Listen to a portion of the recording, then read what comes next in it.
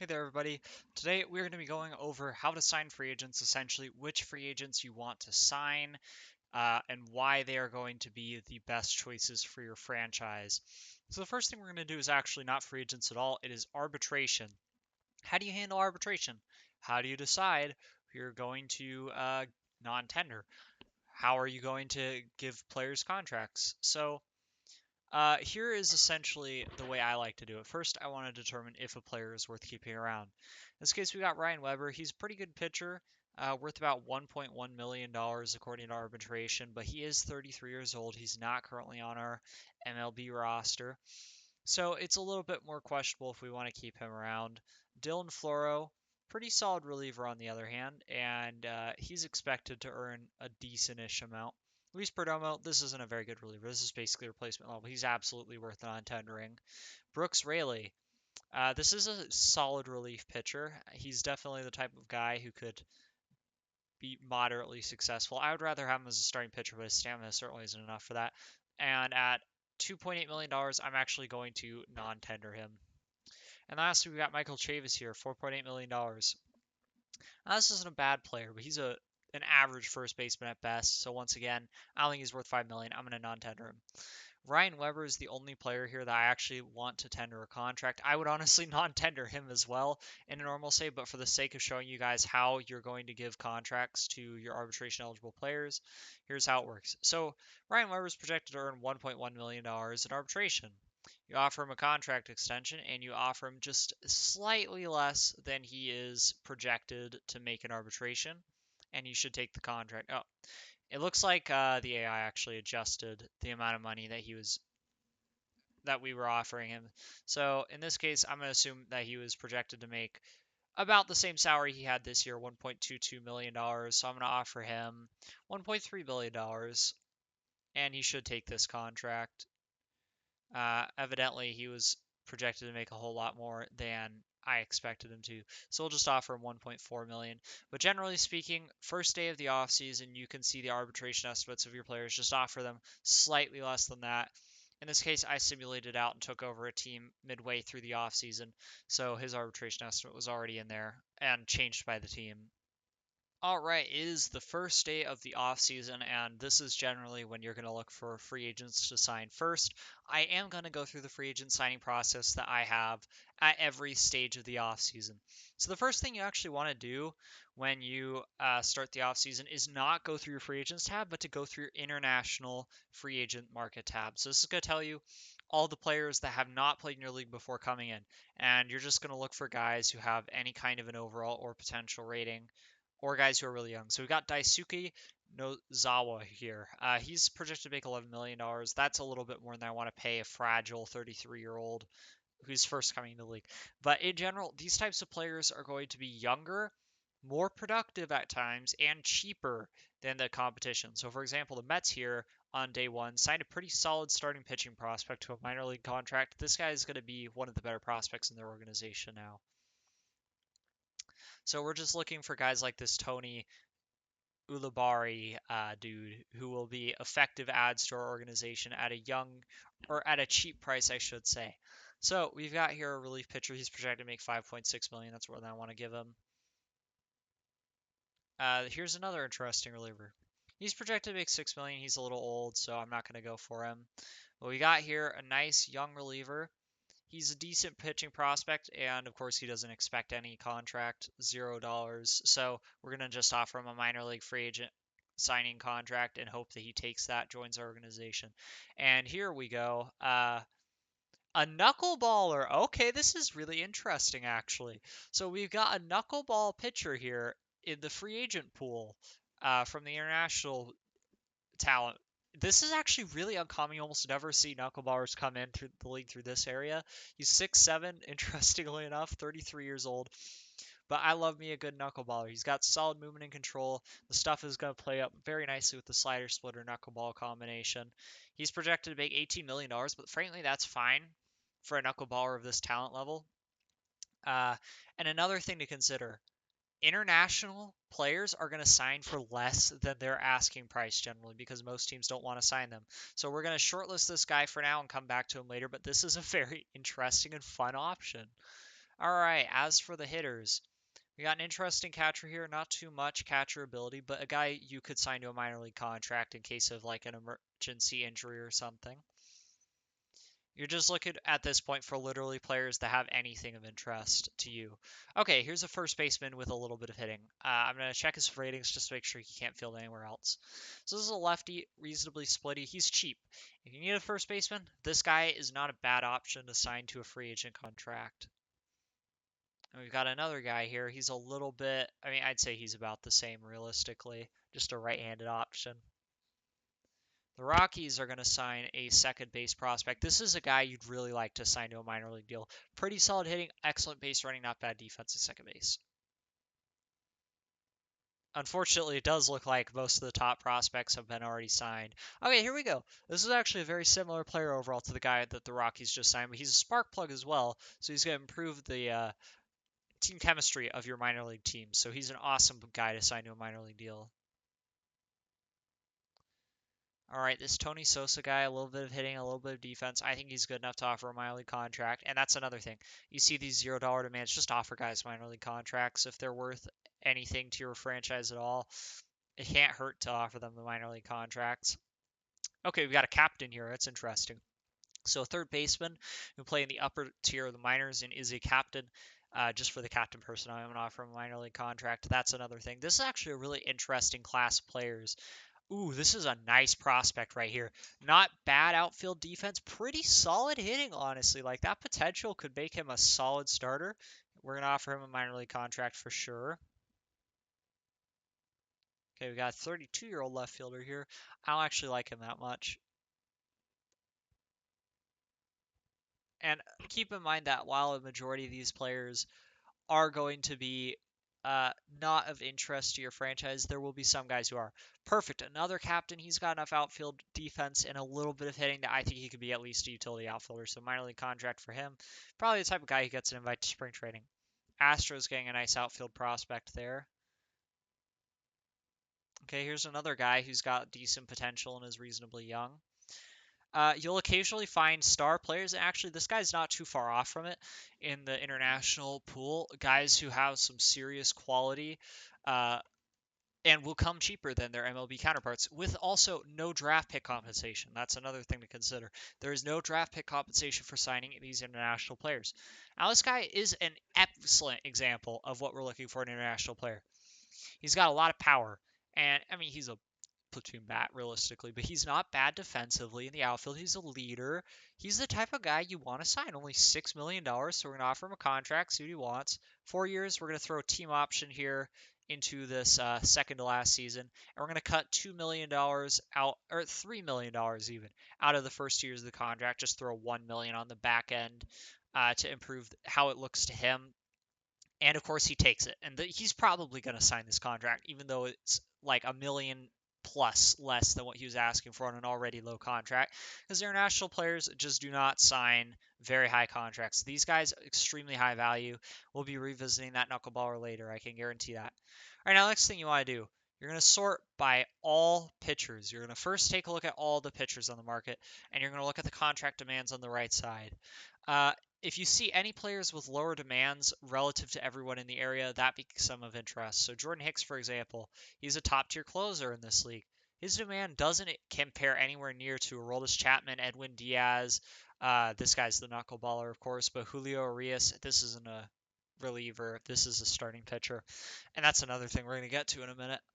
But Zach Britton here, another potential value pickup, only $3 million. We've got Alex Colome at 5.5 million. You're really just looking for the cheap relievers here. Anyone who is looking pretty good at less than $5 million, that's a quality player to pick up for your bullpen.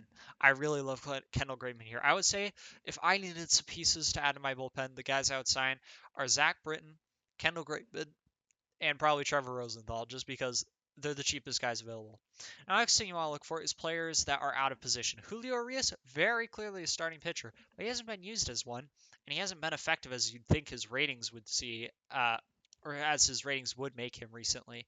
So $17 million for what I would consider a near top tier starting pitcher and no compensation, notably, that makes Julio Urias a pretty good value pickup. So in the case that where this team could potentially need a starting pitcher, you absolutely want to add Julio Urias, and then potentially look to trade him away later at a high value. So in this case, we got a lot of money available in the near future. I'm going to take the opt-outs out because you want to have complete control of your player contracts, which is another major thing to consider when you're signing a player. And we're just going to front load this baby. We're going to give him $25 million in year one, and then we're going to drop him down to about $15 million every year after that. Uh, and check where the average annual value is. Okay, it's a little lower than he wants, so I'm going to increase this up to about 28 million, and then increase the first couple of years a little bit in order to get him back to where he wants to be. Okay, so now we got a contract that's about 18 million. That's actually more than he's asking for. So this is perfectly acceptable. We're just going to offer that to him, submit it, and now we got our high value starting pitcher. Now, obviously, he's about as expensive as Alex Cifuentes. In fact, Cifuentes is probably going to be cheaper. So now at this point, of course, we're going to sign our knuckleball ace.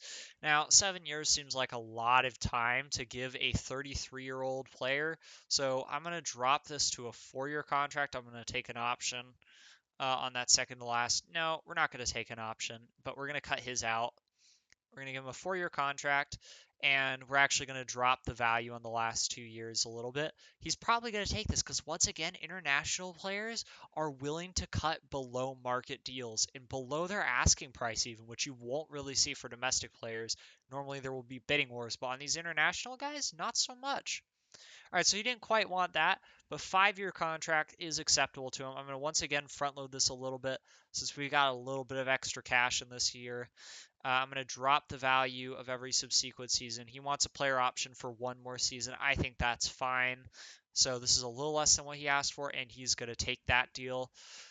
So now we're picking up our knuckleball ace, and I'm just going to switch his position to starting pitcher real quick, just so you can see what he will look like as a starting pitcher. Not that it particularly matters, uh, but his stuff is only going to drop off a little. He's a 4-star guy. This is an excellent pickup, just about under any circumstances for a player that's just not as valued on the free agent market. All right, we're going to just quickly look around to see if there's any players that would take minor league contracts who are potentially younger, so some prospect pickups.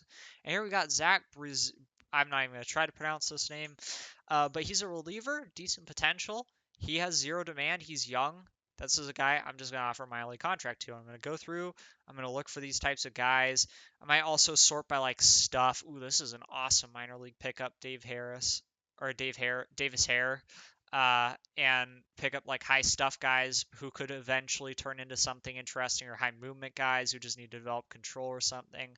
But essentially, if you can get players on minor league contracts who are of a decent amount of talent, there's no reason not to. Worst case scenario, they're always just trade bait in a little bit of time. All right, and now that we're at this point, I'm going to go on to hitters. So what are you looking for in a hitter? Same thing. You're just looking for somebody who's cheap. So in this case, we got J.P. Crawford on the open market. He actually doesn't look that good. I'm not interested in signing him. It doesn't look like we have any 3-star better hitters who are particularly cheap. And the guys who are just not very good. I'd say maybe Max Muncy, but he's just not a good hitting profile. Joey Gallo's the same deal. Michael Brantley might be the guy you sign if you're looking for a hitter, honestly. He's a pretty quality hitter, very nice ratings, and he's only $13 million compared to like $19 million for Nick Ahmed. I guess he has body grade dull, actually. You know what? This is a really good catcher defense guy with some pretty decent hitting. For this to be your starting catcher at $12 million a year, that's absolutely a fair deal. So let's say we're needing a starting catcher for this year.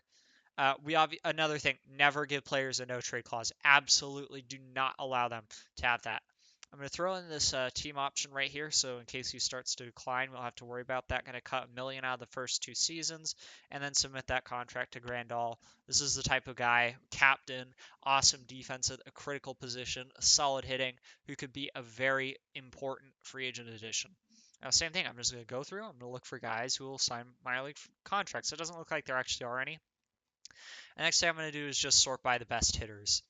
So who has the most contact potential, for example? Are there going to be any guys who are possibly not that expensive that we could find here? Or we got Jeff McNeil. He didn't come up on our top list. If you needed a utility guy, Jeff McNeil at 1.4 million, this is a bargain. He can play just about anywhere. He's a quality hitter. He's a decent base runner. We got Gene Segura here. Not a bad utility infielder, but a little more expensive at $4 million.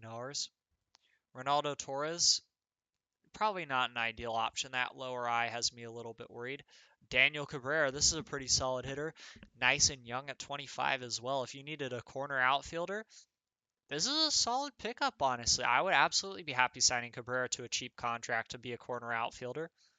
Wouldn't have found him in any likelihood just going through the free agents tab. Nick Castellanos at $2 million. I mean, he's not a great fielder, but you can stick him at first base or DH him, and he's going to be a productive hitter, so he's a potential worthwhile acquisition. We've got Jim Ho Kim, who's that left fielder I believe we offered a minor league contract to. Yep, he is indeed. So this is generally how you're going to find undervalued hitters by the overall system. Guys who can add to cheap deals, minor league deals, and be actually quite effective for your franchise at times. Players who can be cheap pickups and then be very impactful. And that's really all you want to do. Isaac Paredes, another nice, cheap potential addition to supplement a team.